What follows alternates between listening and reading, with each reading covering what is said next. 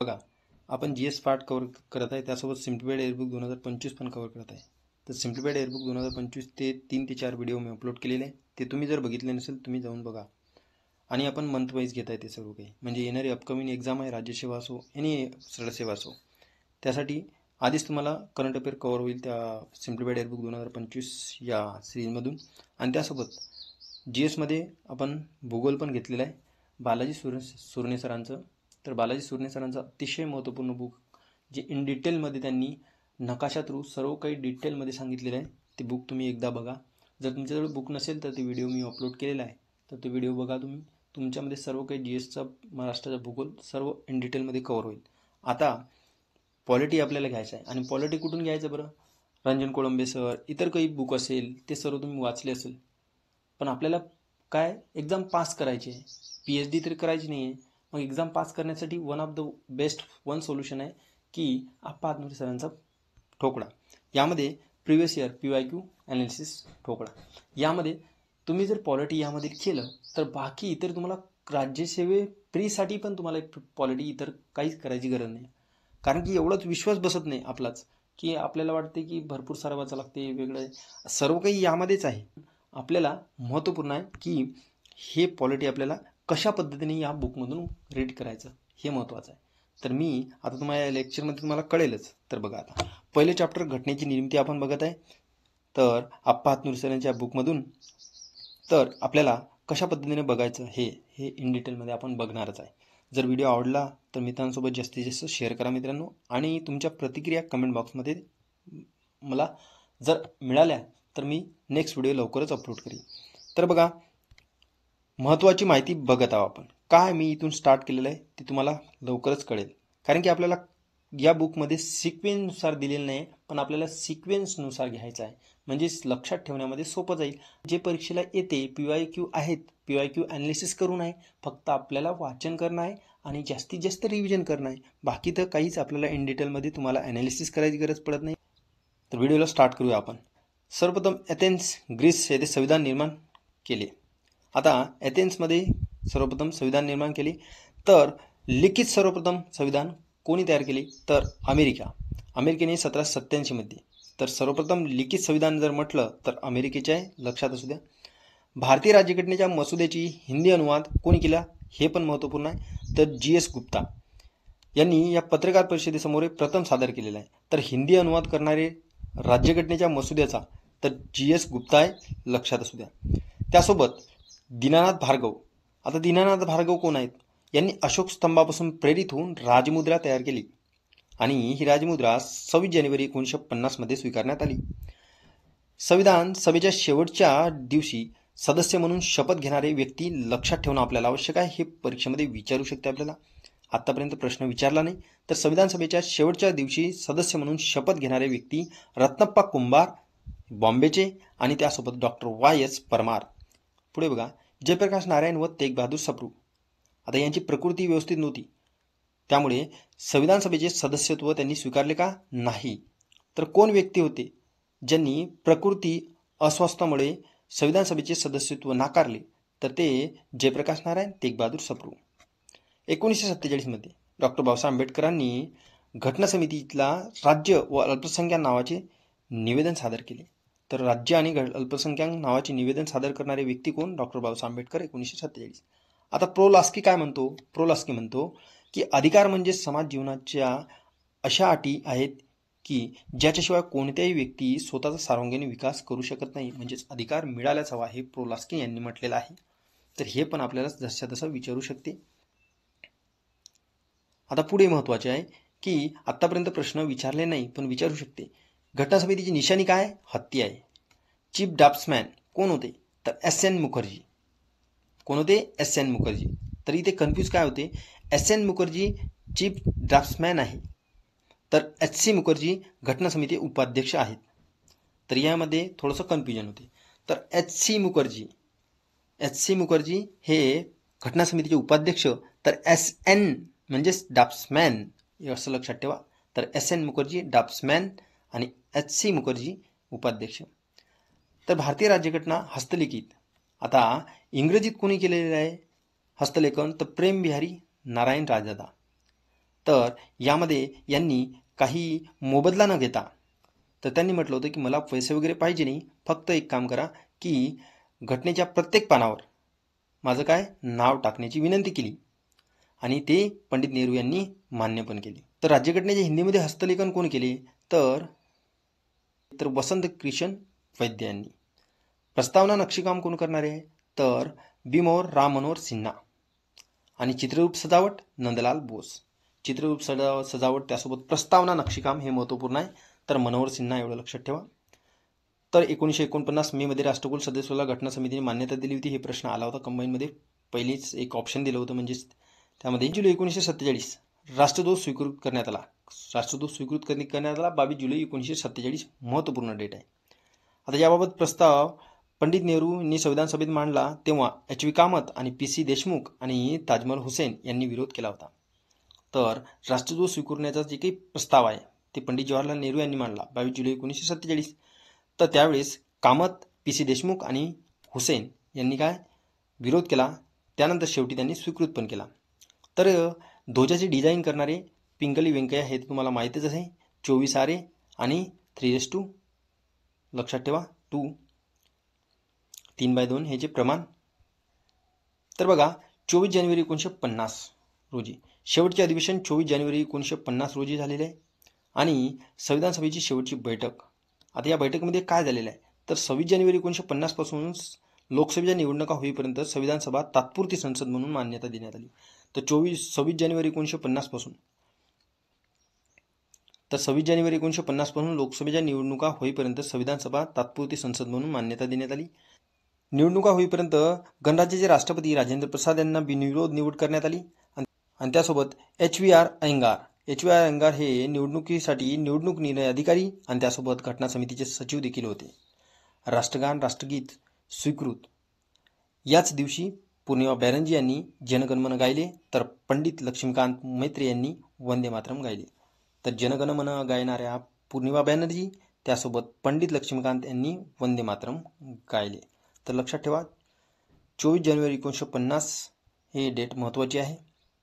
तर याच दिवशी उपस्थित असलेले 284 सदस्यांनी घटनेवर सह्या केल्या. तर घटना समितीवर टीका. आता हिंदूची सभा लॉर्ड विस्काउंट यांनी म्हटलं होतं. तर बघा आता लक्षात कसं ठेवायचं, 20 हिंदू व्यक्ती होते, विस्काउंट म्हणून हिंदूची सभा असं लक्षात ठेवा. तर भारतातील फक्त एका प्रमुख समुदायाचे प्रतिनिधित्व होते, तर विस्टन चर्चिल. एकच समुदाय होता, चर्चेचा होता, विस्टन चर्चिल. काँग्रेसचे वर्चस्व एकपक्षीय संस्था होती, ग्रॅन्युल ऑस्टिन. सार्वभौम संस्था नव्हती, प्रातिनिधिक संस्था नव्हती, कालव्ययी होती, म्हणजेच खूप वेळ पण लागलेला होता असं तिथं टीका केलेली आहे. सार्वभौम संस्था होती का नव्हती, प्रातिनिधिक संस्था होती का नव्हती, कालव्ययी होती, खूप काळ गेलेला आहे. तर 64 लाख जवळपास 63 लाख समथिंग काहीतरी खर्च आला, म्हणजे जेमतेम सर्व 64 लाख.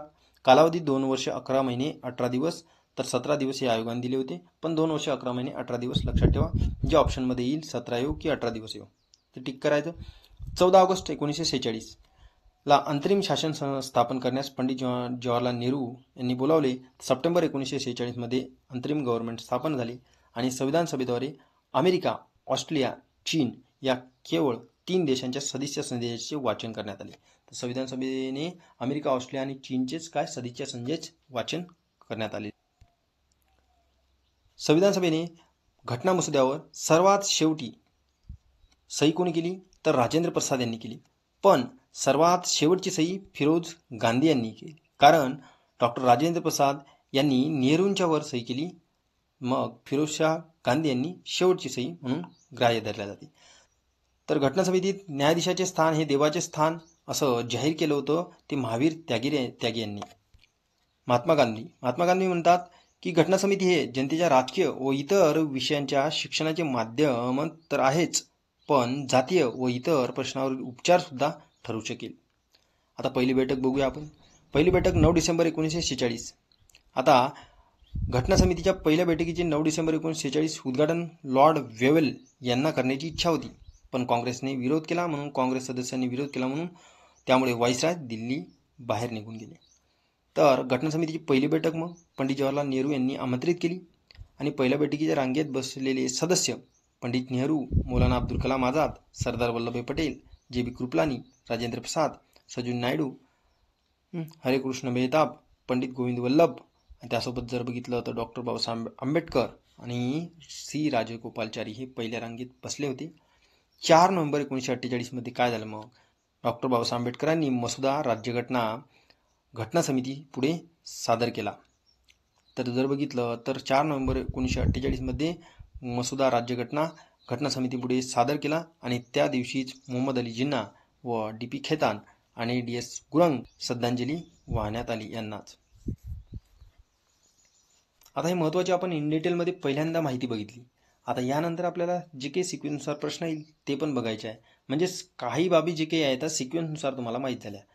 आणि आता आपल्याला बघायचं आहे घटनेच्या निर्मितीमधील जे काही प्रश्न आहेत त्यासोबत जे राहिलेला पार्ट आहे ते कव्हर करू आपण, कारण की महत्त्वाची माहिती आपण पूर्ण कव्हर केली.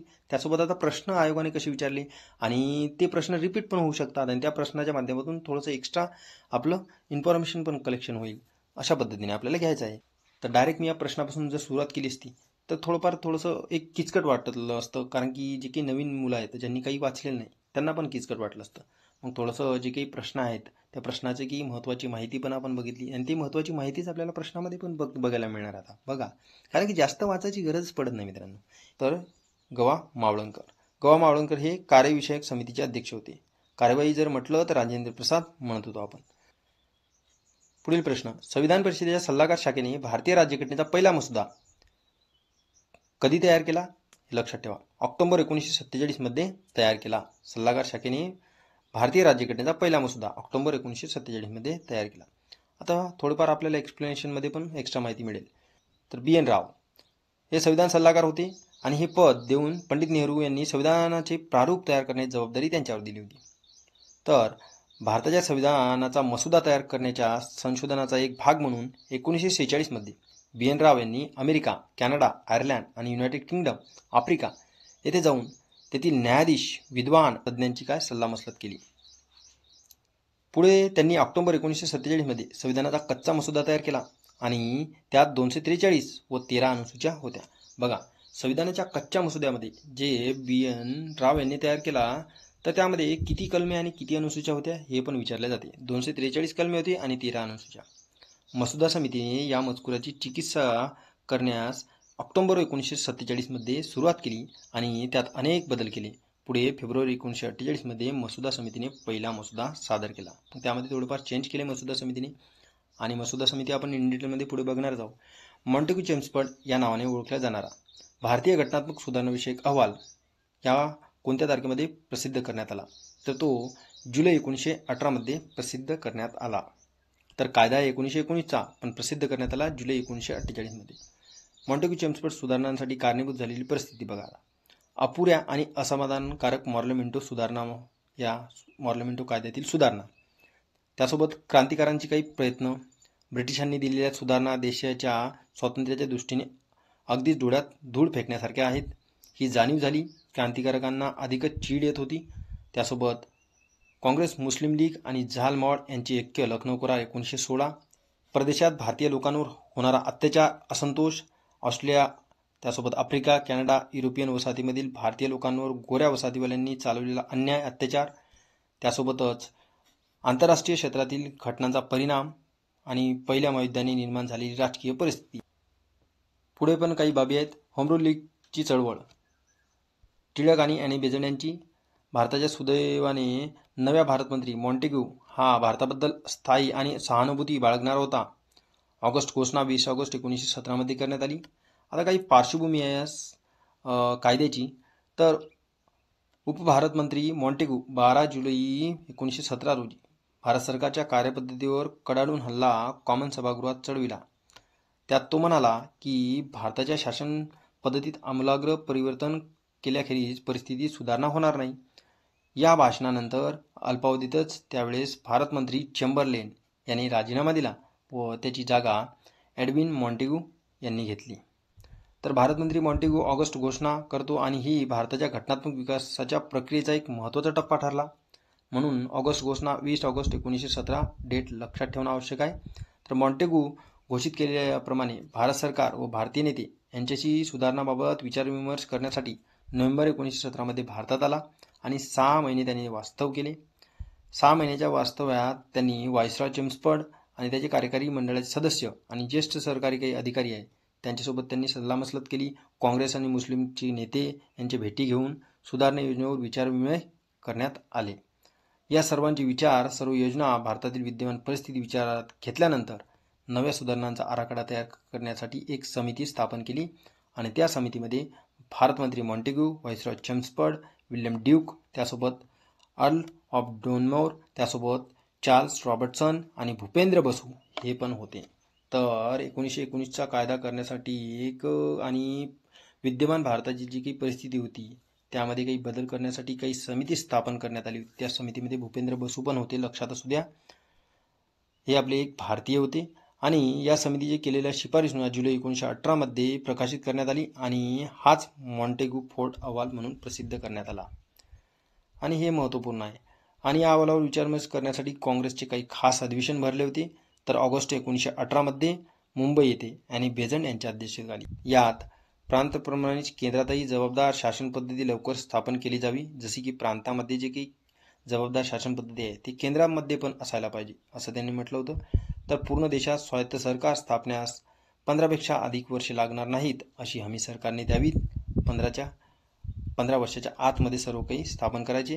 काँग्रेसची भूमिका ब्रिटिश सरकारपुढे मांडण्यासाठी एक शिष्टमंडळ इंग्लंडला पाठवण्याचा निर्णय काँग्रेसने घेतला.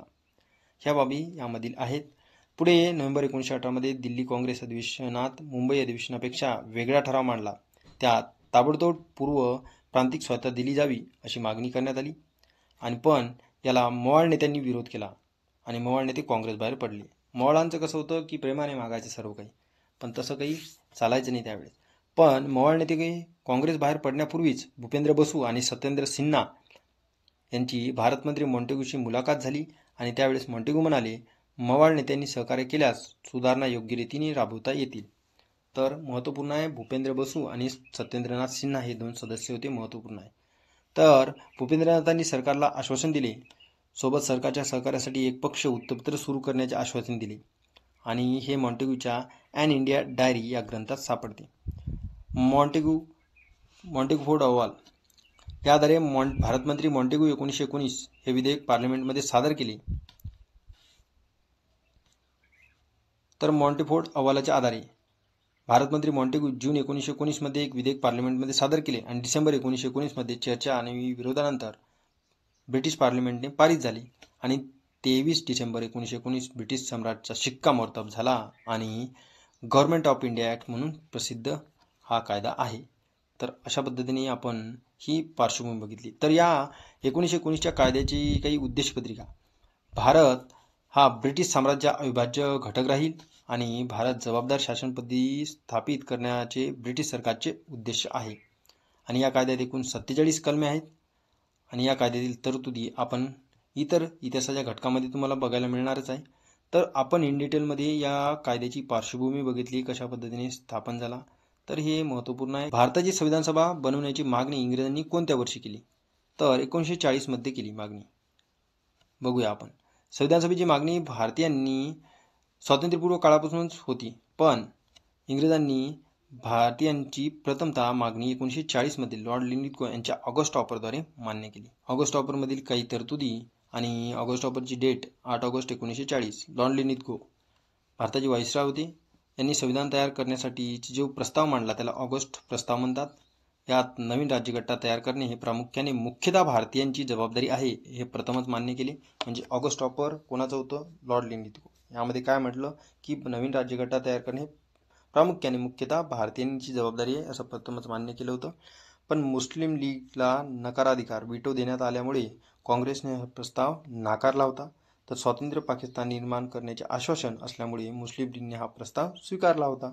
तर ऑगस्ट ऑफर मुस्लिम लीगने स्वीकारला पण काँग्रेसने नाकारला होता. आता संविधान सभेची मागणी बघूया आपण. संविधान सभेची मागणी हे पण महत्त्वपूर्ण आहे. तर 1922मध्ये महात्मा गांधींनी सर्वप्रथम मागणी केली, पण त्यांनी संविधान सभा असा शब्द न वापरला. महात्मा गांधींनी भारतीय संविधान भारतीय जनतेच्या इच्छेनुसार असेल आणि भारताचे स्वराज्य ही ब्रिटिश संसदेने दिलेली भेटवस्तू असणार नाही. तर 1928मध्ये नेहरू रिपोर्ट तर संविधान बनवण्याचे भारतीयांनी केलेला पहिला प्रयत्न होता नेहरू रिपोर्ट 1928 मध्ये. आणि 1934 मध्ये मग संविधान सभा हा शब्दोल्लेख करून प्रथम मागणी मानवेंद्र रायांनी, म्हणजेच संविधान सभा ही संकल्पना मानवेंद्र राय यांनी 1934 मध्ये मांडली. डिसेंबर 1934 मध्ये काही प्रथमच राष्ट्रीय काँग्रेसचे पाटणा अधिवेशन यामध्ये औपचारिकरित्या मागणी केली. तर 1938 मध्ये जवाहरलाल नेहरू यांनी काँग्रेसच्या वतीने मागणी केली की स्वतंत्र भारताची घटना प्रौढ मतदानाद्वारे निवडण्यात आलेल्या संविधान सभेद्वारे तयार करण्यात यावी. तर प्रौढ मतदानाद्वारे 1938 मध्ये जवाहरलाल नेहरू यांनी मागणी केली.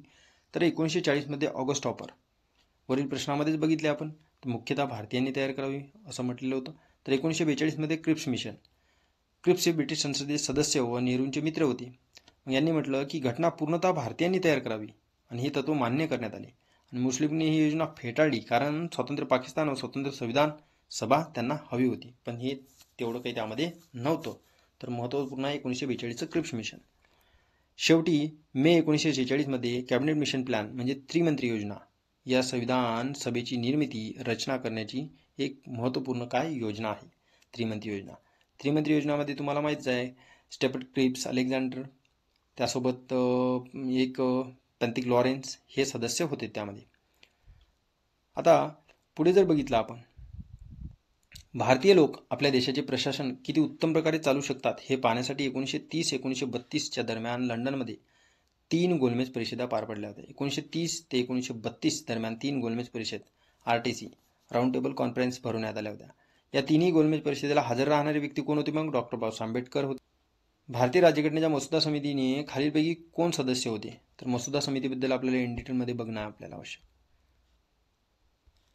आता मसुदा समिती बघा, 29 ऑगस्ट 1947ला स्थापना, पहिली बैठक 30 ऑगस्ट 1947, पहिला मसुदा 12 फेब्रुवारी 1948 मध्ये पहिला मसुदा मांडण्यात आला. तर अंतिम मसुदा 4 नोव्हेंबर 1948 मध्ये आणि स्वीकृत जर बघितलं तर 26 नोव्हेंबर 1949ला. आता मसुदा समिती 29 ऑगस्ट 1947 हे महत्त्वपूर्ण डेट आहे, लक्षात ठेवा.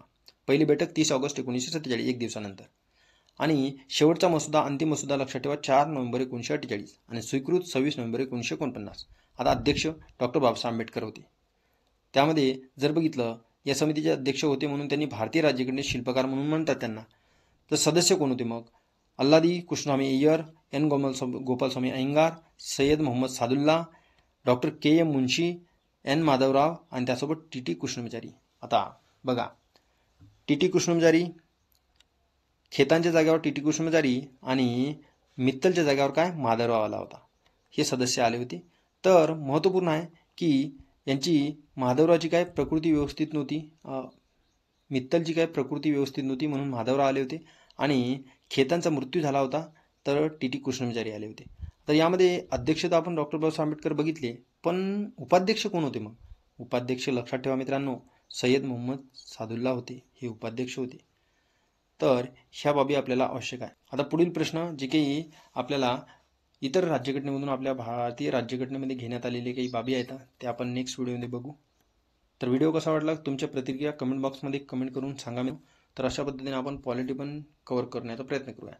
आणि एक व्हिडिओ मी जिओग्राफी महाराष्ट्राचा भूगोल आपण अपलोड केलेला आहे, ते तुम्ही बघू शकता. तर thanks for watching this video. भेटू आपण नेक्स्ट व्हिडिओमध्ये.